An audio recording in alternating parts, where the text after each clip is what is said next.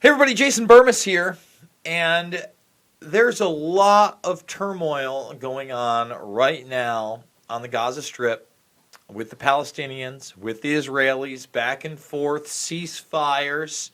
There's a lot of turmoil going on right now within the government and the politics there, as many believe that Netanyahu tried to take his quote-unquote right-wing aggression too far, and there is a revolt among the Israeli people and why they haven't had a real government in the last 7 months. We're going to get into all of that, but what it really comes down to me, is the fact that, Israel is part of that Anglo-American Saudi alliance. That is a huge problem in the Middle East, is a large wing of this military industrial complex that we talk about. And guys like Bernie Sanders, although you're not going to see a lot about this in the United States, and I'm going to tell you why. Number one, they don't really want to acknowledge what's going on there, except for they're fighting jihadis and they're fighting the terrorists, and looking at the larger picture and the lives that are actually being affected. So Sanders pens this, I think it's in the Jewish Current, this open letter to Trump. And I'm just going to read the whole thing because there are so many problems with this. When you got a guy like Bernie Sanders, right, he'll speak out against what's going on in Yemen. But at the same time, he'll allow a resolution that says if it's a joint Israeli effort in Yemen with the Saudis, well then we'll do that. Doesn't much matter. Trump vetoed it to no avail, so it didn't come out. Then you have a guy that's saying that we need to keep people on the border in Syria to protect the Kurds, and that's a Trump betrayal. No, we shouldn't be in Syria in the first place. And the way he attacks Trump here is just absolutely insane. But at the end of this, he starts talking about the oppression of the Palestinians and a two-state solution. See how Bernie can play politics on both angles without ever really getting pressed about the larger issues of people actually dying, the larger issues of the alliance I just spoke about, and its effect on the anti-Semitic attack in our country's history when a white nationalist walked into the Tree of Life Synagogue in Pittsburgh and murdered 11 people and injured 6 others. The murderer acted on a twisted belief that Jews were part of a nefarious plot to undermine white America, a plot to assist in the invasion of the United States by a caravan of migrants from Latin America. This vicious lie about an invasion has been repeatedly endlessly in a right-wing media such as Fox News, across the internet, and most disgracefully by the President of the United States. Now, there was a caravan coming up here, and I don't know how that interjects into a crazy person shooting up a synagogue full of innocent people.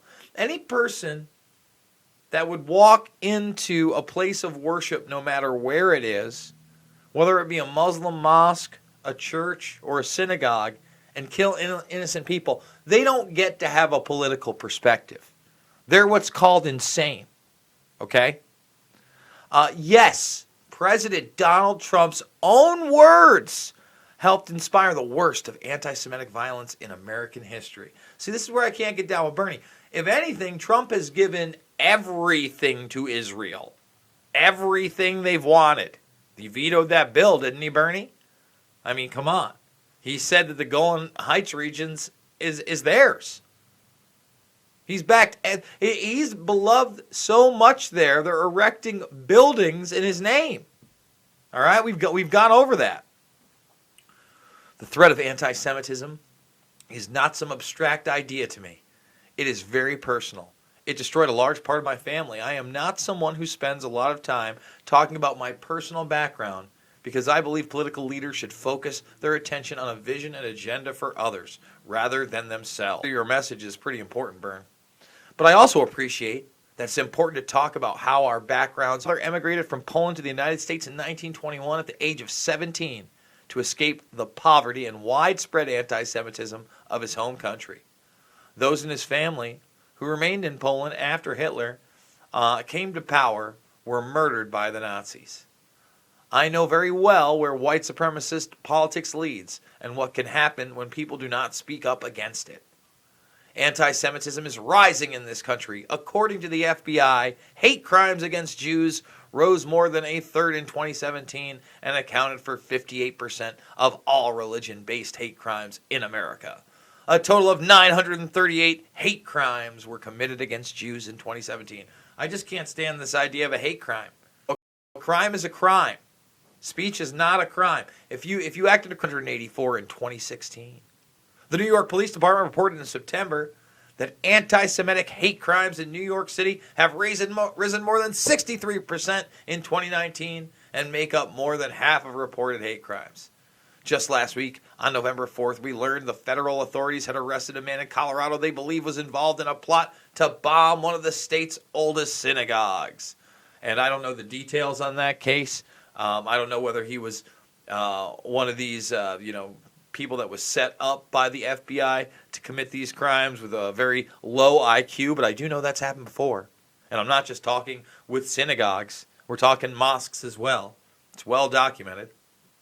This wave of violence is the result of a dangerous political ideology that targets Jews and anyone who does not fit into a narrow vision of a whites-only America. Who the fuck fits into an image of a whites-only America in 2019? Let me assure you, they are few and far between, and they are extremely ignorant. A whites-only America in 2019, Bern? Come on. Give me a break. We have to be clear that white anti-Semitism is a threat to Jews everywhere. Now, let me ask you something. Aren't the Muslims, and I'm not trying to say all Muslims, but aren't there Muslims that you could categorize as anti-Semites as well? Isn't that kind of a thing? Hasn't the media categorized Louis Farrakhan and his ilk as anti-Semites? Why is this white anti-Semitism? It's a threat to Jews everywhere. It is also a threat to democratic governance itself. The anti-Semites who marched in Charleston don't just hate Jews. They hate the idea of multiracial democracy. They hate the idea of political equality. They hate immigrants, people of color, LGBTQ. We got to put the Q on there. I hate that. It's so ridiculous. People, women, and anyone else. Women, okay. They hate all women too. Okay. And anyone else who stands in the way of a whites-only America. Women are standing I think anyone with common sense. So I guess if you want to throw half the population in there of a whites-only America. They accuse Jews of coordinating a massive attack on white people worldwide, using people of color and other marginalized groups to do their dirty work. This is the conspiracy theory that drove the Pittsburgh murderer, that Jews are conspiring to bring immigrants into the country to replace Americans. And it is important to understand that is what anti-Semitism is. A conspiracy theory that a secretly powerful minority exercises control over society. Well, let's be honest. Whether you believe that, Jews run the world or not, whoever does run the world is actually a powerful minority. Let's be honest about that. When we talk about the predator class, when we talk about royal bloodlines, when we talk about those who are in power in Israel around the world, so when we talk about the Rockefellers, the Rothschilds, the Soroses, they are actually a powerful minority that does exercise control over society, Bern. Come on.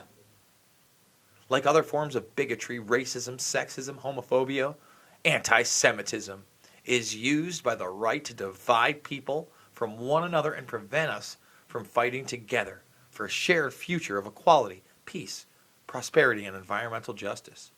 So I want to say as clearly as I possibly can, we will confront this hatred, do exactly the opposite of what Trump is doing, and embrace our differences to bring people together. Again, Trump is giving Israel everything they want. What are you talking about, Bernie? To visit the United States, I don't understand what you're talking about. Opposing anti-Semitism is a core value of progressivism. So it's very troubling to me that we are also seeing accusations of anti-Semitism used as a cynical political weapon against progressives. One of the most dangerous things Trump has done is to divide Americans using false allegations of anti-Semitism, mostly regarding the U.S.-Israeli relationship. We should be very clear, it is not anti-Semitic to criticize the policies of the Israeli government. First, and this is where he splits off. Remember, I told you the first half was blowhardery, and now he's going to speak some sense. He's going to reach out to people that aren't just completely brain dead and realize, there's a big problem going on in that region. Okay? Think about that.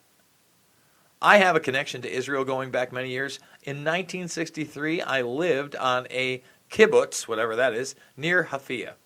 I was there that I saw and experienced for myself many of the progressive values upon which Israel was founded. I think it's very important for everyone, but particularly the progressives, to acknowledge the enormous achievement of establishing a democratic homeland for the Jewish people after centuries of displacement and persecution. Okay, so let's not talk about how it was taken militarily. All right? We must also be honest about this. The founding of Israel is understood by another people in the land of Palestine as the cause for their painful displacement, correct?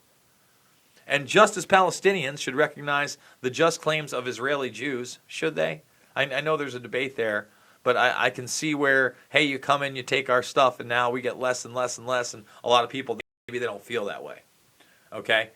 In order to address the inequalities that continue to exist in our respective societies. It is true that some criticism of Israel can cross the line into anti-Semitism. I mean, when you're talking about a nation state, I think that that line is a very fine one. And Flick Off, I appreciate the $20 super chat. BDS occupied Palestine, especially when it denies the right of self-determination to Jews, when it plays into conspiracy theories about outsized Jewish power. I will always call out anti-Semitism when I see it. My ancestors would expect no less of me. I think we'd expect no less of anybody, whether they're Jewish or not. Okay? I'm just saying that. As president, I will strengthen both domestic and international efforts to combat this hatred. You're not going to be president. I will direct the Justice Department to prioritize against white nationalist violence. All theory. We don't need this type of monitoring. Sitting on the sidelines on these of Iraqis, Afghanis, Somalis, Libyans, Syrians every single day, Bern. How about that? When I look at the Middle East, I see Israel as having the capacity to contribute to peace and prosperity for the entire region. Really? Do you? I'm not so sure. Yet unable to achieve this in part because of the unresolved conflict with the Palestinians. And I see a Palestinian people yearning to make their contribution, and with so much to offer, yet crushed underneath a military occupation now over half a century old, creating a daily reality of pain, humiliation, and resentment. Again, this is how a politician toes the line. This is it right here. He's right on all of that. Again, when you look at this and what he starts talking about with Palestine and Palestinian freedom at the end, I'm not even going to read the last few paragraphs, but you get the drift, right? But at the same time, he wants to set up more thought police. Meanwhile, Israel-Gaza ceasefire holding despite rocket fire. So now we've got rockets going into Israel from Gaza after that bombardment yesterday. See, right there. Launched hours after Netanyahu says Gaza operation ended successfully. Remember, there's a huge amount of women and children that live in these areas. Israel's military campaign against Islamic Jihad continues. Ceasefire conditions outlined. This is yesterday. See, it's Israel fighting the bad guys. But in reality, Benjamin Netanyahu may have overstepped. He hasn't legitimately won these elections. There's a lot of contention there. And you look at his Iran strategy, right now we're not in that region. Okay? Thankfully, we're not in that region yet. So, guys, I thought I'd do this update. I thought it was pretty important. These are some of my big problems with Bernie Sanders. The second half of this sounds great, but when you hear what's going to be implemented, I don't like it. I don't like what he had to say about Syria. And I think you got to call people out, especially, even the Assange stuff. He hasn't gone nearly as far as he should. It shouldn't even be a question. I'm a documentary filmmaker. All my films, Loose Change, Final Cut, Fabled Enemies, Invisible Empire, A New World Order, Define, and Shade the Motion Picture, free right here in the playlist section in documentaries. Doing it 3 to 7 times a day. Thumbs the video up. Share it with others. Join the Burmist Brigade if you're not subscribed. And $5, $10, $15 means the world to me. No subscribe star, no Patreon, no bonus content, no secret Skype sessions, just everything right here for free. We do it live immediately for you. Big interviews, big deep dives, and much more. We're going to get back to the Finders this weekend, I promise. Maybe a little bit before then. But with that being said, guys, I love you, and I'll see you on the flip side.